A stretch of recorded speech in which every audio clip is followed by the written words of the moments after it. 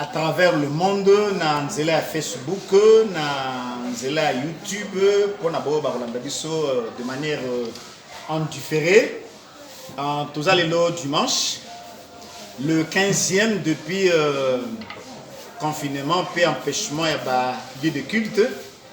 Cela ne nous empêche pas de comme bino à travers éléments OEO pour nous exhorter bino de manière à ce que Kondimanabino est toujours debout parce que la Bible dit la foi vient de ce qu'on entend et ce qu'on entend vient de la parole de Christ.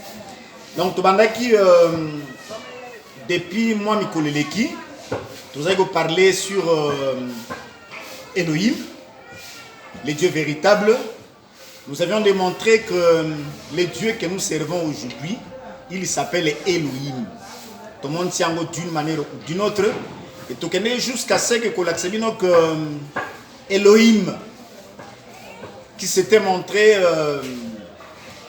autrefois, na Basali Naye, na Moïse, na Abraham. Donc aujourd'hui, cet Elohim, c'est Jésus.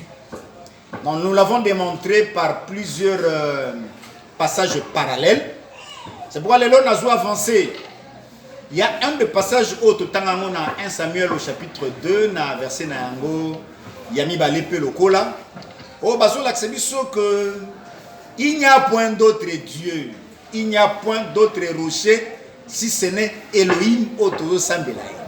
Or, dans la Bible, tant que nous poussons dans l'ancienne alliance, donc nous retrouvons en face d'un autre rocher qui n'est pas vraisemblablement un autre rocher, mais à la réalité, il y a un rocher autre qui est en ombre. Voilà pourquoi je prends d'abord un passage de l'écriture avant de prier, donc pour que tu aies sa explication. Na Matéa Oyotolin Kozwango dimanche le 15e, comme je venais de le dire. Nazui na Mukana Nzambe na Esaïe au chapitre 28, j'ai lu le verset 16 qui nous dit ceci. Moussavola Lobi, j'ai lu au nom de Jésus. C'est pourquoi ainsi parle le Seigneur, l'Éternel.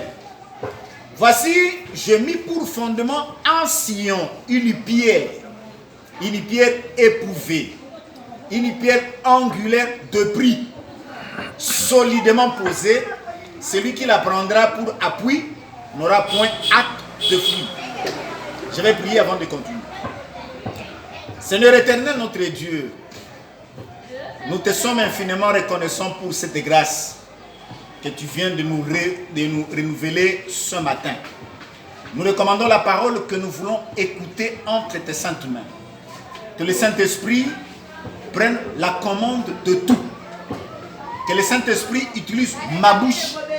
Que le Saint-Esprit aide tous les auditeurs à comprendre le message que nous leur apportons en ces lieux.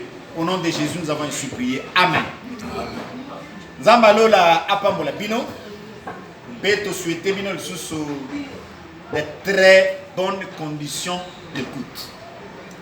Dans les lots, nous progressons toujours avec notre thème Elohim, Dieu. Mais cette fois-ci, nous avons présenté comme une pierre, comme un rocher, et pas n'importe lequel.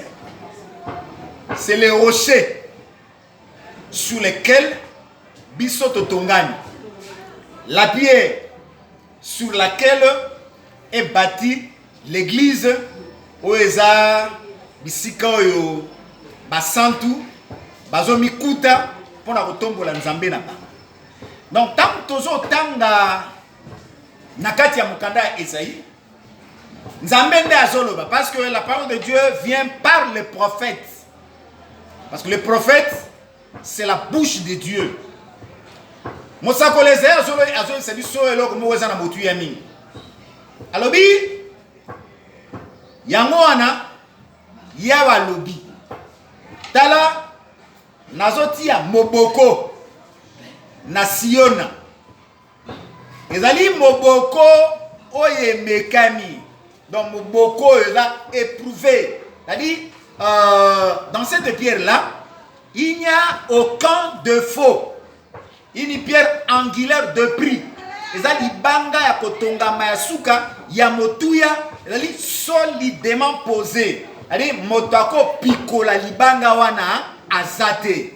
Pe ya motuya eza za okende koloba ke motuyo akokamata libanga wana lokola lisungi akotikala akokima te. Ali libanga ya lisungi na biso, libanga ya appui na biso, libanga oyo apesaka biso ba solution eza ye wana oyo eza azosakola ya kotia yango na Sion.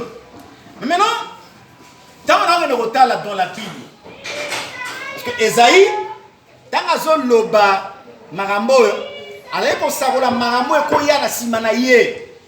Esaïe a dit ces choses là beaucoup d'années avant. Il faut souhaiter makambo ekokisa. C'est pourquoi d'abord on a présenté parce que Esaïe a parlé na montagne ya Sion. En principe Sion c'est quoi? Donc Sion, tant qu'on a des côtés là na kat na bosina makambo parce qu'ici je suis en train de parler sur la pierre du fondement. Pierre du fondement. Ce que Pierre Owana, dans le Esaïe a parlé à biso na montagne ya Sion. Bakotia ibanga na montagne ya Sion. Or dans la Bible, ceux qui doivent de kokota na kati ya komanyo la makambo, Israël lorsque babibi n'Égypte, bakutanaki na Nzambe na montagne ya Sinaï. Or montagne ya Sinaï, eza montagne oyo Nzambe apesaki Israël la loi. Na montagne ya Sion, awa esikoyo tozokende kokuta la grâce. Nous avons deux montagnes. Moko yo sur la biso likolo na mobeko, oyo muso sur la biso likolo na ngolu. Alors Nzambe azo yebisa Israël alobi tala na koti ya moboko lokola moboko na Sion libanga moko eza éprouvé. Or Sion yo c'est la cité de David. David ala oyo azwaka bilaka epai na Nzambe que kiti ya bokonzi na ye ekoleka te eza kiti ekoumi na seko. Sion eza cité ya David, là où nous avons la grâce. Maintenant, tant qu'on est au côté sous la carte de Sion, donc Sion va sur la télévision que eza demeure ya Nzambe. Donc Nzambo to sambelaka, donc so waza ne siga ya kufanda afanda rande na Sion. Donc lokola Nzambe afanda na Sion et puis donc de la télévision que ngombo oyo soki na kati na montagne ya Sion ndesi o ya koyeba ko poser libanga fondement oyo lelo na kati na biso soko ndimi fondement wana donc lobi que zomi kati na yo. Maintenant le problème qui est là c'est quoi? Na ina ndeko yebisa yo que libango wana oyo Nzamba laki na nzela ya musakoli Isaïe.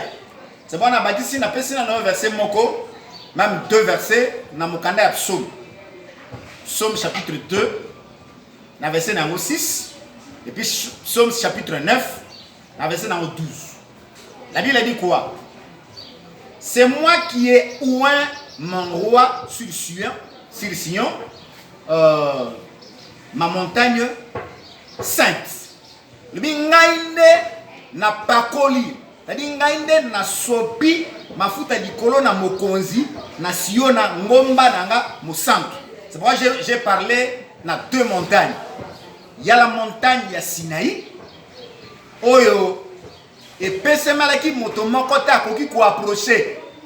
Ezala nyama, ezala moto soko approcher ku feza likolo na. Mais la deuxième montagne oyo Nzamba zo parler na yango sur montagne ya Sion. Lobi eza montagne ya ngolobi na pakoli mokonzi nanga likolo ya Sion. Pourquoi? Parce que dans Psaume chapitre 9, dans verset 12, chantez à l'Éternel qui réside en Sion. Publié parmi le peuple, c'est Ophé. Alors, Boembela Yahweh. Yahweh te présenta en Israël, on les connaissait sous 4 tétagrammes. Y, H, W, Y. So ito sali ba combinaison ya voyelle ozo na kati ya mo Adonai, tozo benga na kombo ya Yahweh. Alors, Bible lobi to yembela Yahweh. Oya fon afanda na Sion, c'est-à-dire bien que Nzamba ni monisa la montagne ya Sinaï. Afanda na montagne ya Sinaï te. Mais Nzamba afanda na Sion.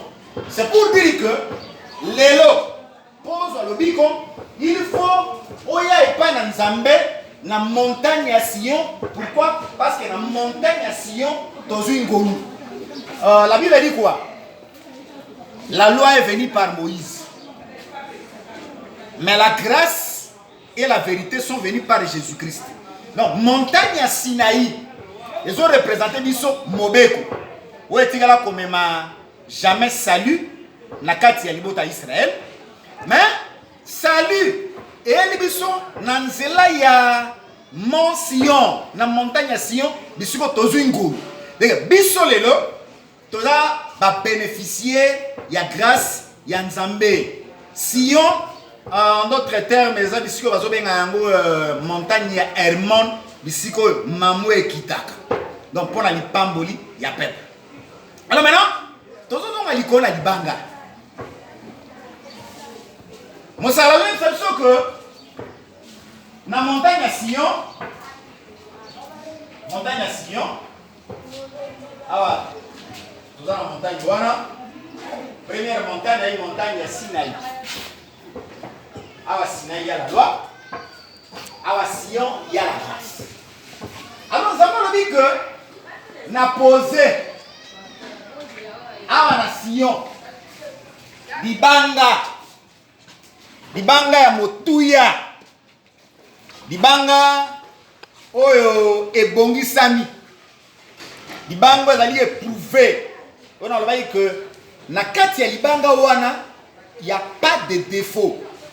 Je vais vous présenter que libanga wana ils ont parlé na biso na motomoko.